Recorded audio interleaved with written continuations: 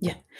Buenas tardes a todas y a todos y a todos y a todas. Mi nombre es Eugenia Ciruela Montañés, la Fenicia 1988 en redes sociales. Como ya sabéis, no del Cade sino del Zugarramurdi, muy, muy profundo. Este vídeo lo vais a ver el jueves, o sea, lo estoy grabando hoy lunes y lo voy a programar para el jueves, que es el Día Internacional del Libro, o bueno, más conocido como Día del Libro, que es también uno de esos días en los que te encuentras numerosas ofertas para poder comprar el libro que quieres, aunque también soy partidaria de cualquier formato, que lo importante es leer. Y como ya había comentado en otro vídeo, el vídeo va a ser el top 3 de los libros que cambiaron mi vida, que son mis libros, dos de ellos son mis libros favoritos, y ha habido una pelea de inválidas con el tercer puesto. Sí que es verdad de que he tenido que omitir, porque entonces el vídeo sería muchísimo más largo. No he incluido a Edgar Allan Poe, no he incluido a Arturo Pérez Reverte, ni tampoco a Isabel Allende, escritora, como persona regular, y a otros tantos escritores que forman parte de mi vida y que son para mí los grandes maestros a la hora cuando yo estoy escribiendo algún cuento o microcuento, o incluso cuando publiqué mi libro recopilatorio que lo podía encontrar en PDF, si las jirafas hablasen. Así que vamos a empezar, y sí que es verdad de que, claro, podría ser un top 5, un top 10, pero sería demasiado largo. Así que con tres libros, que estos tres libros en concreto los podéis encontrar tanto en formato físico como en formato digital. Es decir, que también tenéis de los libros que voy a hablar, lo tenéis de tapa dura, de bolsillo, lo tenéis en audiolibro, lo tenéis en los idiomas originales. Lo tenéis también para ebook. Podéis encontrarlo incluso en PDF totalmente gratis, no solamente traducido, sino también en su idioma original, que sí que es verdad que es muy útil para los que, por ejemplo, los que estamos estudiando inglés. En mi caso, yo estoy con el C1, pues siempre nos viene muy bien tener los originales, aunque en mi caso son ediciones que están traducidas. Una de ellas ya lo enseñé en un vídeo, y claro, quiero que sea en plan un poco relajado porque habla un poquito de los autores, de qué trata, si se han hecho adaptaciones y en qué momento llegaron a mi vida estos libros, por qué cambiaron mi vida y por qué agradezco a esos escritores, por desgracia todos los tres fallecidos, por supuesto, eh, que formen parte de mi vida y que fueron los cambios, pero cambios positivos, no negativos. Y sí que es verdad, tengo que decir que en este caso, en el top 3 he incluido a 2 mujeres y a un solo hombre, pero qué pedazo de hombre eh, he elegido. Y tenéis otro vídeo del Día del Libro, que no es del año pasado, creo recordar, sino del anterior, en el cual explico el origen del Día Internacional del Libro, y no de dos, sino de los tres autores que fallecieron justo en esa misma fecha, aunque técnicamente uno de ellos, en el caso de, no acuerdo si era de Cervantes o de Shakespeare, en realidad fue un día antes, pero sí, vamos a poner que fue el 23 de abril de 1616. Así que bueno, en este caso, empezando con el primer libro, yo como algunas personas saben, yo tengo una maestría en estudios de género, que eso también me acarrea más problemas que otra cosa. ¿Por qué? Porque sí que es verdad que yo hago investigaciones sobre historia de las mujeres, tengo pendiente publicaciones y tengo alguna que otra publicación también y comunicaciones que he presentado, y claro, eso me acarrea también muchos problemas porque yo soy feminista, pero yo no estoy de acuerdo para nada en el discurso que se fomenta actualmente del feminismo. Entonces, como yo no formo parte de ese discurso, pues siempre se deja a una persona en segundo plano. Me siento como Flora Tristán, una auténtica paria, la verdad, pero me siento muy orgullosa de no venderme a estas personas que siempre te van a decir que están a favor de la igualdad, pero que no es cierto, y que en realidad son un grupo de personas privilegiadas que se victimizan para llamar la atención. Y eso, sencillamente, eso no es feminismo. Y claro, Cuando surgió en lo que respecta a eso, porque es formación reglada, y claro, si os dais cuenta, muchas de las personas, y especialmente historiadores que están metidos en temas de estudios de género, no tienen formación reglada en estudios de género, y su única formación reglada es artículos y libros de otros autores, incluyendo también el de Simone de Beauvoir, El segundo sexo, que es la Biblia de las feministas actuales. Pero claro, a mí Simone de Beauvoir nunca se me ha parecido un personaje hipócrita, al igual que el de Frida Kahlo, y encima la tienen como referentes del feminismo, cosa que no debería de ser así. Y claro, para mí como historiadora, yo siempre he querido saber, yo siempre sigo la filosofía, yo siempre he sido muy seguidora de la filosofía nietzschiana, especialmente en su labor de filólogo. Entonces, la filosofía de Nietzsche se basa también en el origen etimológico de muchos conceptos. Entonces, claro, cuando ejerzo de historiadora me gusta saber las raíces de no solamente de conceptos que todavía utilizamos en la actualidad, cómo han ido evolucionando, pero también los movimientos sociopolíticos, cómo han ido evolucionando. Y entonces te das cuenta de que todo el siglo XIX, especialmente, no vamos a decir época isabelina en España, pero sí época victoriana, ese movimiento sociopolítico que conocemos como feminismo, pues no es como te lo habían contado, y me parece estupendo, porque no es nada novedoso lo que se pide durante la época victoriana para la igualdad de las mujeres, pero claro, también hay que tener mucho cuidado porque no existe feminismo, sino más bien feminismos, y hay muchos, sobre todo ahora, que son misándricos, y en el siglo XIX también los hubo.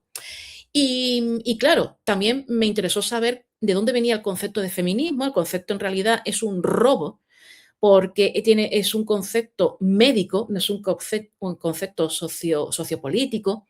Y claro, yo quería saber también eso, las raíces. Es decir, no surge en el 19, no surge tampoco en el 18. Entonces, claro, digo, ¿cuándo surge este movimiento que aboga por la igualdad para lo bueno y te guste o no, también para lo malo de entre hombres y mujeres? Pues los antecedentes sí que es verdad que comienzan en la Edad Antigua, pero hay un año clave en el cual podemos decir que podemos hablar de la primera feminista, aunque ese concepto no existía en la Edad Media, pero podemos considerarlo que sí. Y la verdad que en este aspecto, una autora muy adelantada a su tiempo y una gran intelectual.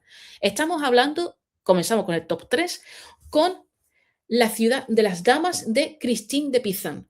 Para que no lo conozcan, Christine de Pizan fue una escritora de origen italiano, pero sí que es verdad que estuvo trabajando la mayor parte del tiempo en Francia, que es donde falleció.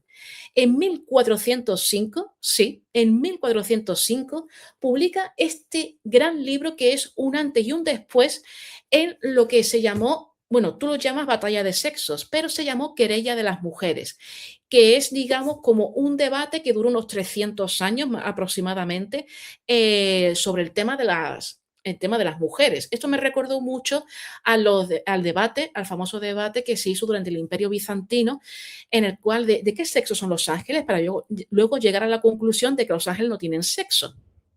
Y claro, esta querella de las mujeres duró hasta el siglo XVIII, que sí es verdad que el XVIII tuvo muy buenos avances respecto al tema de las mujeres, que luego en el siglo XIX van a desaparecer por completo para luego resurgir de una manera un poco espantosa, pero bueno, con sus luces y sus sombras, sobre todo sombras, pero bueno. Y claro, La ciudad de las damas no es un libro cualquiera, por supuesto, sino también estamos hablando de esta autora, que esta autora fue la primera escritora oficialmente, pero fue la primera escritora que vivió exclusivamente de sus obras.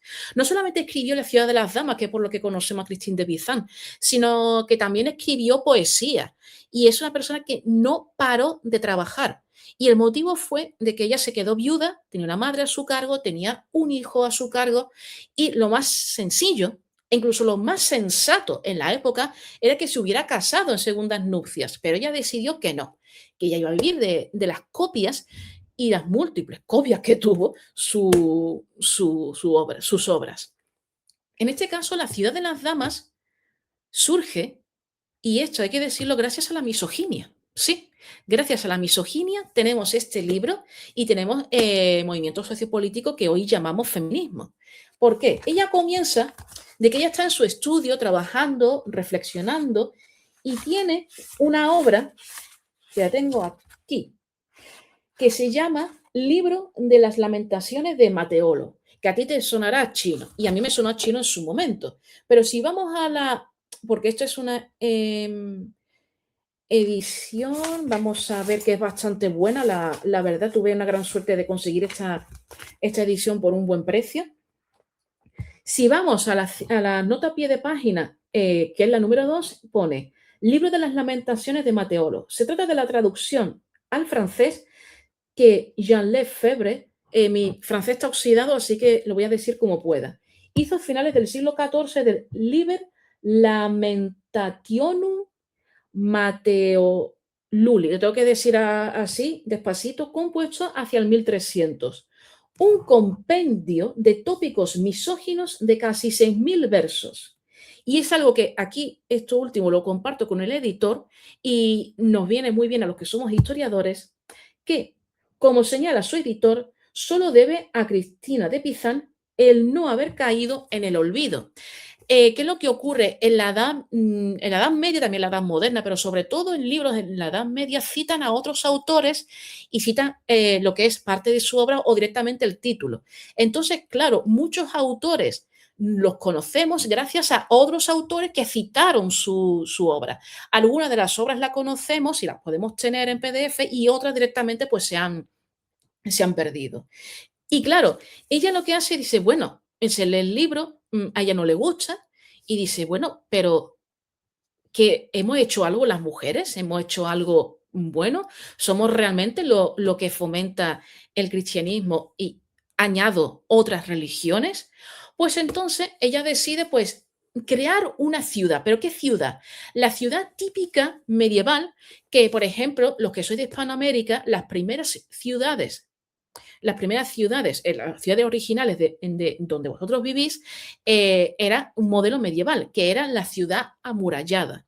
Y entonces, claro, a partir de aquí pues empieza lo que es un diálogo, es decir, vemos que a esta señora, por supuesto, ha leído los libros diálogos escritos por Platón, por el cual conocemos a Sócrates, y empieza a hablar con una serie de damas que digamos que van a explicar el proceso por el cual se está construyendo esta ciudad, por qué se está construyendo y también te está comentando, claro, mujeres, ya sean santas, ya sean mitológicas, ya sean actuales, y que han aportado en la historia. Entonces ves una serie de nombres, en su mayoría conocidos y otros no tanto, y cuáles han sido sus aportaciones. Y claro, lo que te comenta Christine de Pizan es que los hombres la han omitido sencillamente por ignorancia, no porque sean peores que otras criaturas, sino simplemente por ignorancia. Entonces, gracias a este libro, da voz a estas mujeres que han sido invisibilizadas, pero también ten en cuenta, invisibilizar a una mujer cuando se hace, cuando está viva o cuando está muerta, porque hay mujeres que tuvieron gran fama mm, cuando estuvieron vivas, por ejemplo, como algunas escritoras victorianas, que luego tras su muerte cayeron en el olvido. Y que incluso yo he conocido obras de autoras que ni siquiera han sido traducidas al español. Así que imagínate. Y claro, está dividido en estas damas, son tres principalmente. Tú fíjate que el tres con una simbología religiosa, porque sí, no puedes omitir la influencia del cristianismo en el movimiento feminista. En general no lo puedes omitir. Y entonces aparecen estas tres damas llamadas derechura, que es derecho, justicia y razón. Sí, ¿qué te suena a ti el concepto de razón? Te suena más a René Descartes, pero la primera en utilizar ese concepto que hoy conocemos como razón, o digamos ese concepto, digamos, un poco más modernos, es gracias a Christine de Pizan. Pero no dejemos a un lado a René Descartes porque lo tendremos que nombrar otra vez. Entonces crea la ciudad amurallada típica medieval, te empieza a hablar de su construcción, te empieza a hablar de una serie de mujeres, como por ejemplo, donde se trata del emperador Galba de sus sucesores y habla de su esposa. O por ejemplo, donde se refuta a los hombres cuando pretenden que a las mujeres les gusta que las V. Y como primer ejemplo, el de Lucrecia, y empieza a hablar la verdad, de estos personajes femeninos y muy adelantada a su tiempo en el sentido de que lo que hoy conocemos como cultura de V, porque no se puede decir en YouTube, pues ya Christine de Pisan en 1405 te hablaba de ese tema. De ese tema, la verdad, de una manera que ella le indignaba de cómo había mujeres que se dejaban por sus maridos, pero también que las pegaban sus maridos y que ellas justificaban de que las pegaran. Así que, claro, una, por ejemplo, dice aquí, me causa indignación oír a los hombres repetir que a muchas mujeres les gustan ser bi, que no las molesta que un hombre las bi, aunque protesten, que sus protestas solo son palabras. No puedo admitir que que les cause placer, perdón, esa vejación. Ella misma te está diciendo de que es una vejación. Entonces, cuando a ti te digan de que era normal, pues sí, pero también había normativas que protegían a las mujeres. Sí, a todas, no. Pero socialmente ella sí, estaba eso aceptado, pero ella no lo aceptaba y fíjate, decir eso en el siglo XV, eso sí que es revolucionario. Al igual que esto mismo, si se dice en países como en Irak, Irán, Nigeria y un largo etcétera, donde tratan a las mujeres como si fueran basura, pues entonces sí que es revolucionario. Pero esto mismo en Occidente, ahora mismo en el siglo XXI, ver esto sí que es indignante que haya personas que lo defiendan, porque hay personas que lo defienden públicamente, bueno, defienden al agresor, pero no defienden la cultura de... Pero es la hipocresía total de lo que vemos hoy en día del feminismo. Y me gusta también este libro porque sí que es verdad que es fácil de leer, teniendo en cuenta que es un libro del siglo XV. Está escrito en francés, el idioma original que está escrito es en francés, pero esta edición de la editorial Siruela, con S, que todo el mundo piensa de que mi apellido es con C, pero no, es con S, perdón, pero es con C. Y esta editorial es granadina y también es el nombre de un título nobiliario. Yo recomiendo su lectura si quieres saber las raíces de lo que ella llama feminismo, y ella termina con unas palabras que a ver si la encuentro, espérate, porque esta es una edición anotada, que yo recomiendo ese tipo de ediciones. Y ella dice, rechazad a los hipócritas que se valen de las armas de la seducción y de falsos discursos para robaros vuestros preciados bienes, el honor y una hermosa fama. Tenedlo en cuenta también para 2026. Y termina con lo siguiente. Yo, Cristina, eso también podemos decir como es revolucionario en primera persona, individuo, femenino, yo, que me puse a vuestro servicio, os pido, damas mías, que recéis por mí para que Dios, que me concedió la gracia de vivir en este mundo, me otorgue también el perseverar en mi esforzado servicio y me acoja luego en la ciudad celeste, que extienda a todas nosotras la gracia de gozar de la eternidad. Amén. Aquí termina la tercera y última parte del libro La ciudad de las damas. ¿Y por qué digo que es importante el tema del cristianismo? Porque, como ya dije, hay un filósofo, que eso lo estudiamos siempre, todo lo que hemos hecho asignatura de filosofía, tanto en instituto como en la facultad, conocemos René Descartes, el padre del racionalismo, el concepto de razón que tú tienes ahora mismo metido en la cabeza. Pero claro, él seguramente que leería La ciudad de las damas, pues no me extrañaría en absoluto que formara parte de su lectura.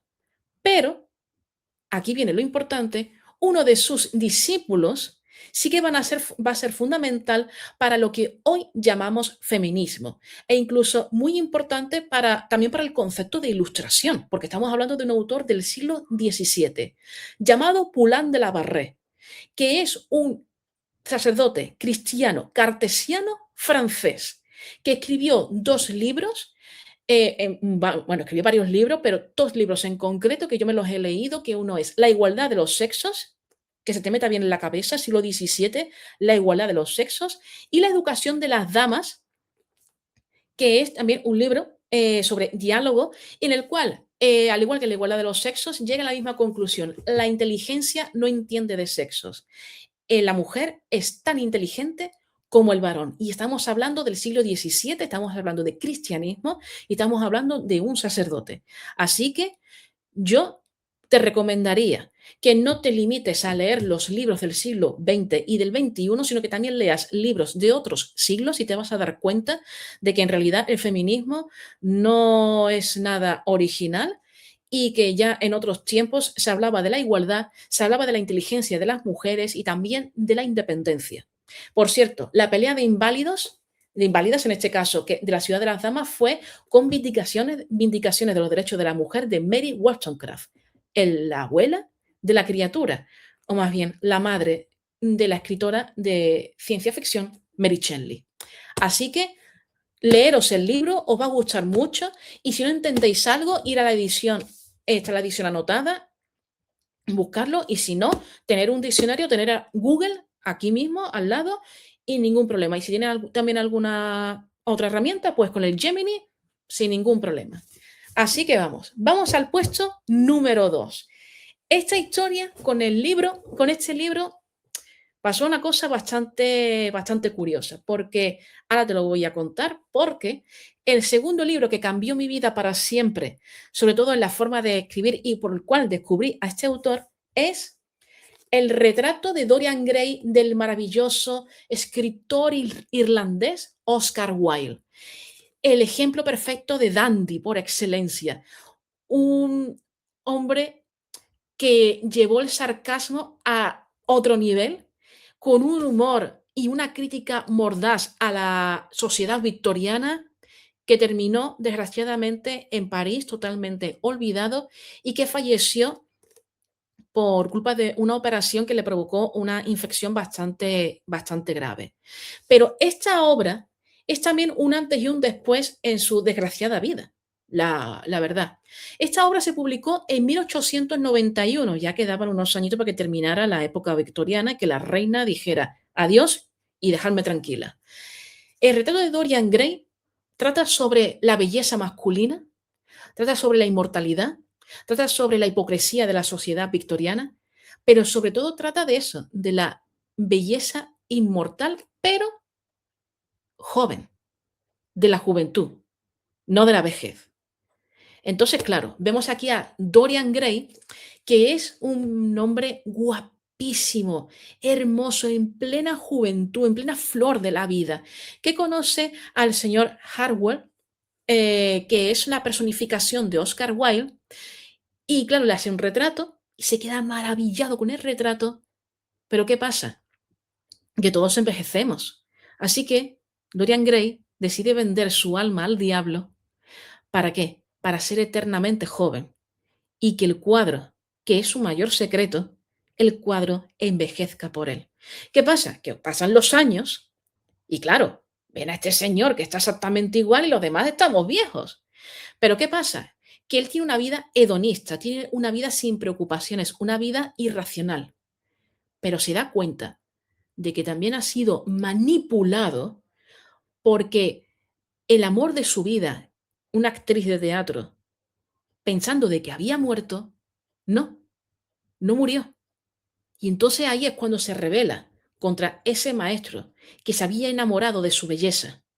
Porque sí, también hay homoerotismo en este libro. ¿Y cómo acaba? Pues esta portada es un spoiler total.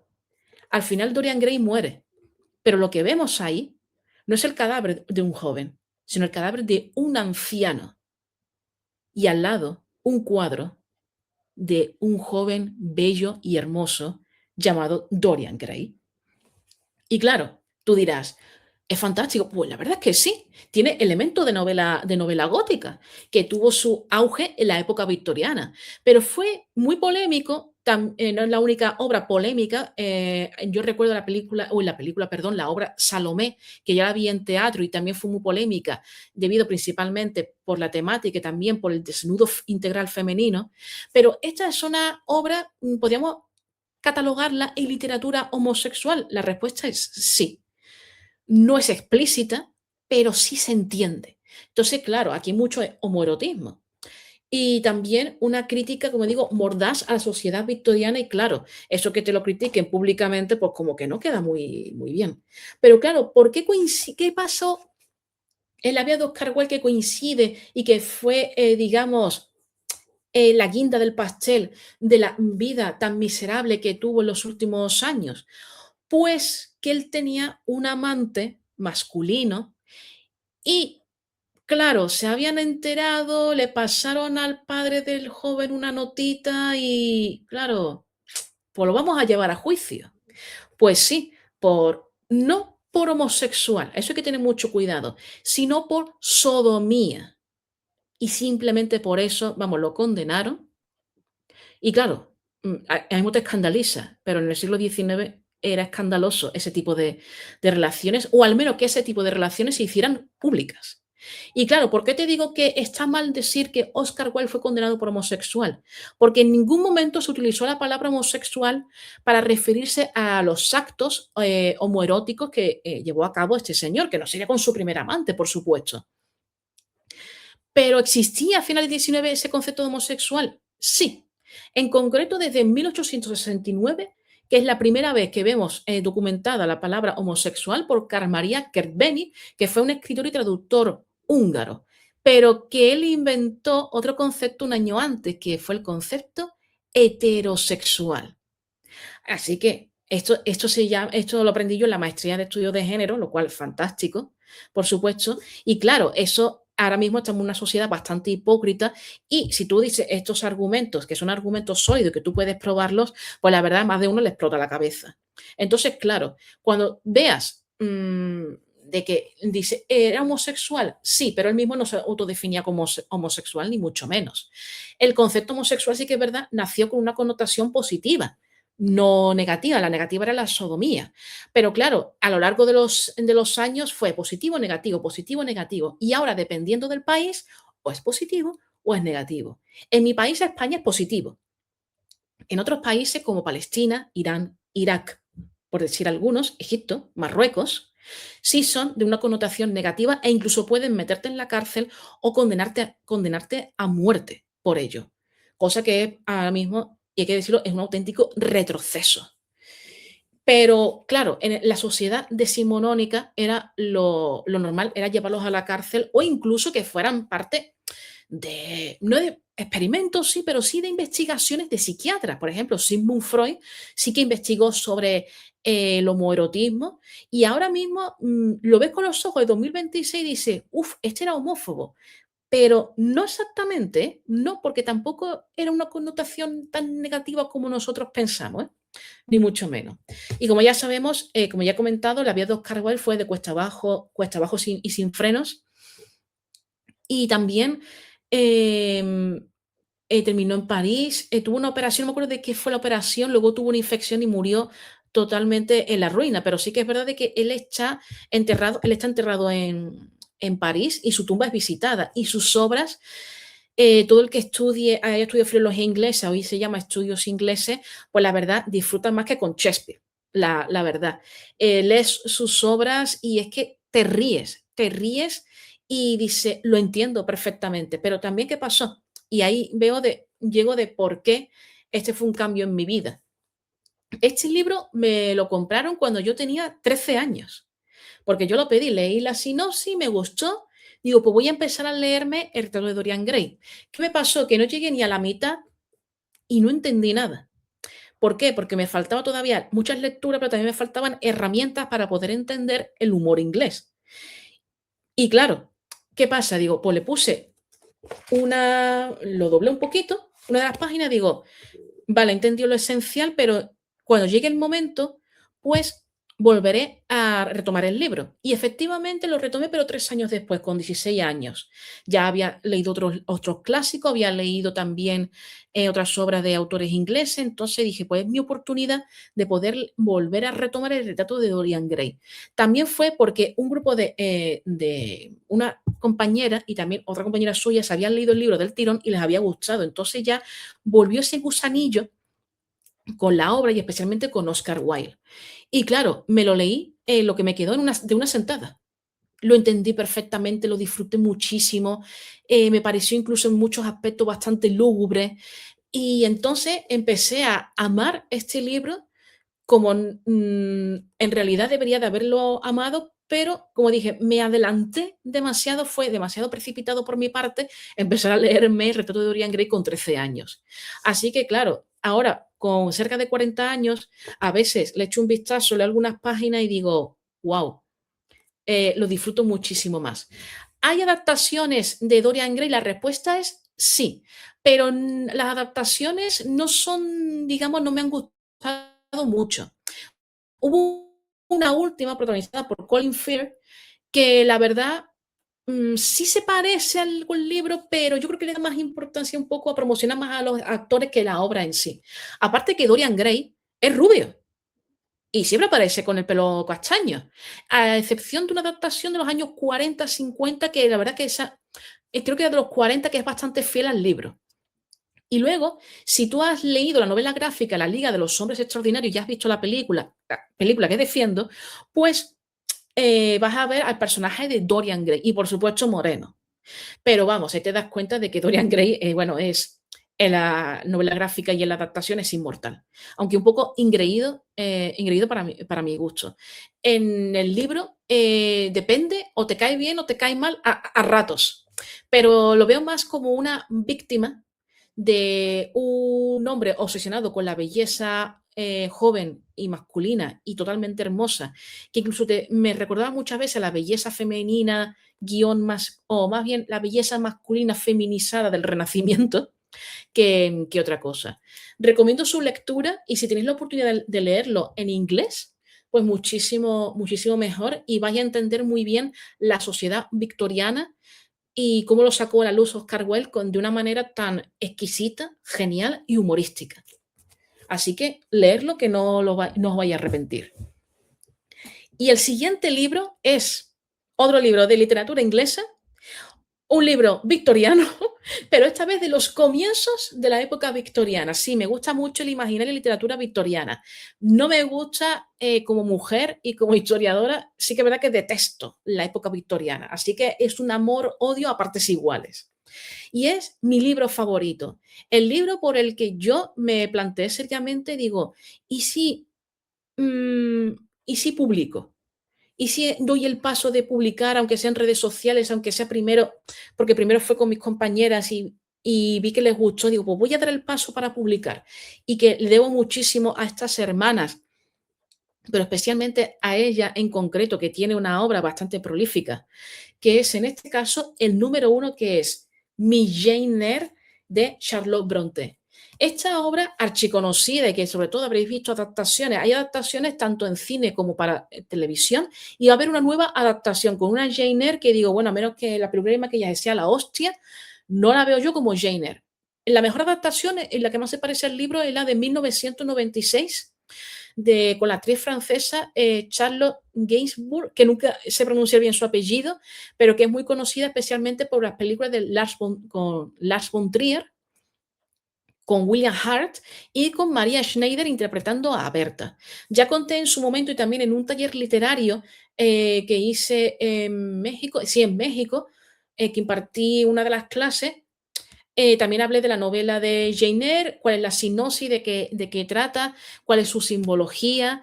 Y claro, también, por ejemplo, cuando me saqué la maestría en estudios hispánicos, tenía una asignatura que era literatura y teníamos que hacer un trabajo de edición anotada, como la de La ciudad de las damas. Y entonces elegí un Jane Eyre para hacer referencia en uno de los capítulos en el que aparecen Jane Eyre y sus primas y que simbolizan las tres opciones que tenían las mujeres para poder conseguir, digamos, independencia y al mismo tiempo tener un estatus social bajo, alto, vamos, una manera de poder ganarse la vida, por así decirlo, que es casarte, ser monja o ser institutriz.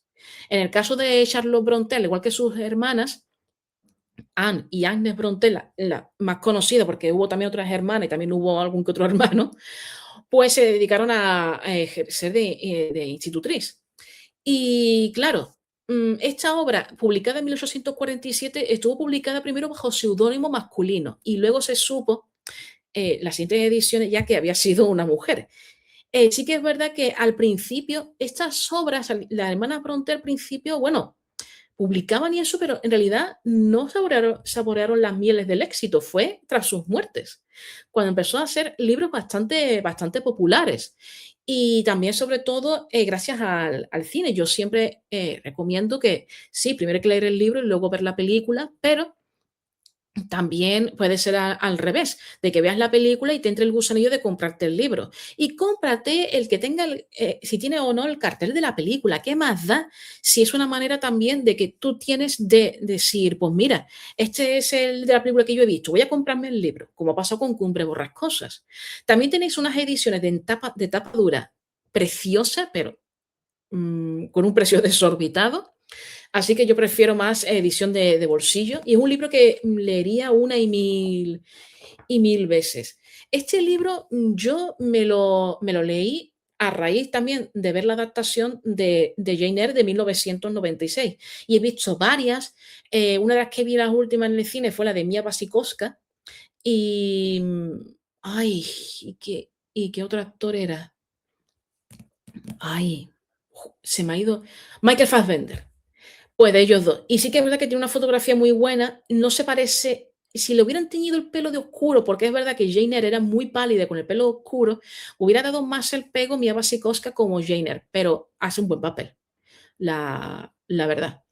Todas las mujeres se enamoraban del personaje de Orgullo y Prejuicio, el señor Darcy, pero yo en realidad salí totalmente enamorada del personaje masculino de Edward. Así que, claro, Jane Eyre para mí es una heroína literaria, semi-autobiográfica también, porque hay un personaje que también es muy parecido al de Cumbre Borrascosa, que es el personaje del joven masculino que es alcohólico, drogadicto y que al final termina arruinando la familia y quitándose la vida. Y es que precisamente uno de los hermanos de Brontë tuvo esa vida en concreto y la verdad que casi escribieron a la par Jane Eyre y Cumbre Borrascosa porque se publicaron el mismo año.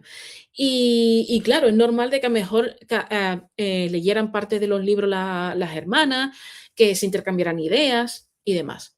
Este libro se podía calificar como romántico. Sí, no al mismo tiempo, no es antirromántico, tiene un final feliz, pero aún así, es un libro que yo lo calificaría más como literatura gótica. Tiene esos elementos, ese secreto del señor Edward, ese misterio, cuando piensas que hay un fantasma, pero en realidad ese secreto es que ya está casado y se va a casar en segundas nupcias y la bigamia es totalmente prohibida. Es un libro en el cual te cuenta la historia, vamos, la historia de Jane Eyre desde su infancia, cómo el maltrato hacia las niñas, también en esta semi-autobiografía también vemos cómo se vivía en un orfanato para niñas, cómo pierde a su amiga Helen, cómo ella llega a ser profesora en esa misma escuela. Y me encanta sobre todo esa pasión, ese individualismo que tiene Jane Eyre, que no era muy apropiado ni tampoco estaba bien visto en época victoriana. Y la verdad, es un libro que yo recomiendo totalmente, léelo tranquila, por supuesto. Y, hombre, yo siempre le digo a Edward al personaje, pero es el señor Rochester. Pero es un personaje que parece muy huraño, pero es que es un desgraciado. Y que Jane Eyre le da esa vitalidad que no tenía él antes. Y vemos esta vida con altibajos y con luces y sombras que va a tener Jane Eyre cuando descubre el secreto, que se queda petrificada, pero que luego al final termina con el señor Rochester, termina casándose con él, tiene hijos, pero claro, ella se arruina y ella consigue una herencia gracias a un tío suyo que creía que estaba muerta por culpa de esta tía tan malaje que la crió. Pero bueno, tuvo un final feliz. No sabemos si realmente este es el final que quería la autora o es el final que le dijo el editor que llevara a cabo para que fuera más romántica que otra cosa. Pero es una novela gótica, pero no es la típica novela gótica. E incluso que en este libro las mujeres, bueno, más bien la mujer, Jane Eyre, es un personaje femenino que tiene voz propia es transparente sus pensamientos, y creo que eso es algo que le gusta mucho al señor Rochester, que es un desafío total de ver a una mujer que parece tan insignificante, pero que tiene alma, tiene corazón, tiene inteligencia y que es capaz de sentir, padecer, pero que también revoluciona su vida totalmente, y todo gracias a un simple accidente. Y claro, vemos a estas mujeres que son las que son más propias de la sociedad victoriana, que son banales, egocéntricas, egoístas, que clasistas, y que no representan ningún desafío al señor Rochester, pero que este tipo de mujeres sí que sirven de inspiración, pero no las que entraban dentro del molde de esta sociedad victoriana tan asfixiante, no solamente a nivel biológico, sino también a nivel social. Y pues bien, estos han sido los 3 libros. Por supuesto, como ya he dicho, recomiendo de que lo leáis, y el formato no importa, lo importante es que leáis, eso es lo importante, y lo que os dé la gana. No os privéis nunca en escuchar, por ejemplo, a personas que dicen: "No, no leas este libro", tú léelo igualmente, tú no te pongas límites. A la hora de leer ya te puede gustar más, te puede gustar menos, le puede encontrar un sentido que a lo mejor yo, por ejemplo, no lo he podido encontrar, o a lo mejor yo te lo explico, tú lo ves desde otra perspectiva, como como tú quieras. Ahí sí que tiene que haber total libertad. Y como me ha pasado a mí, que me han dicho: "No leas tantas novelas", ni caso. Lee novelas, lee poemas, lee lo que te dé la gana y ya está. Porque sí, así de sencillo, porque después esas mismas personas no les gusta que les critiquen sus lecturas. Tú lee lo que tú quieras en tu tiempo libre, disfrútalo, y si también te entra el gusanillo de escribir, pues estupendo. Porque sí, tú puedes aprender muchas técnicas a la hora de escribir, pero si no tienes una lectura, y en este caso una lectura diversa en temática y en género, pues la verdad se puede hacer. Al igual que, por ejemplo, como en el cine. Tarantino no estudió en una escuela de cine, estudió en un videoclub que donde él trabajaba y era viendo películas. Es una buena es un buen aprendizaje. Y también, antes que se me olvide, que también Jane Eyre mezcla géneros. Bueno, Charlotte Brontë mezcla géneros en Jane Eyre como nadie he visto, y es muy difícil mezclar géneros y que encajen perfectamente. Eso también lo vemos en Retrato de Dorian Gray, pero no en La ciudad de las damas. Monotemático, pero tan importante como cualquier libro de origen medieval. Así que nada, este vídeo lo vaya a ver, lo voy a subir hoy, pero va a estar programado para el 23 de abril, y ya tengo hecha la miniatura. Por supuesto, no olvides suscribirte, darle a like, darle a la campanita, comentar, no desactivo los comentarios como en Disney, perdón, es que tengo ya la garganta fatal. Y también tengo mis redes sociales, Facebook, Instagram, X, que es donde las 3 estoy muy activa, donde puedes seguirme y donde os pongo al día de muchos aspectos, sobre todo a nivel cultural y muchos temas culturales, quería decir. También tengo Twitch y TikTok, pero no los uso de momento. Y que también tengo perfil en LinkedIn, Academia Edu, Vinted, Wallapop y en InfoJob. No lo dije en el anterior vídeo, pero lo digo en algunos. También estoy de voluntaria los viernes por la mañana y por la tarde en la tienda solidaria de San Fernando, Cádiz, y hago los shorts que los sube una compañera para Instagram y TikTok. Y también no olvides que genero imágenes y vídeos con inteligencia artificial, que acepto colaboraciones, al igual que también acepto redactar textos de obras aparte. Porque sí, tengo muchas publicaciones como escritora, pero de momento no he ganado regalías, pero por lo menos ya, que el mero hecho, ya que darte publicidad en redes sociales, que te vayan conociendo, incluso que otros escritores lean tu obra con más experiencia y que te envíen privados y que les haya gustado y demás, date un canto en los dientes de que es un gran paso. Así que te dejo y que disfrutes del Día Internacional del Libro, y hasta el próximo vídeo, corazones, que será de cine.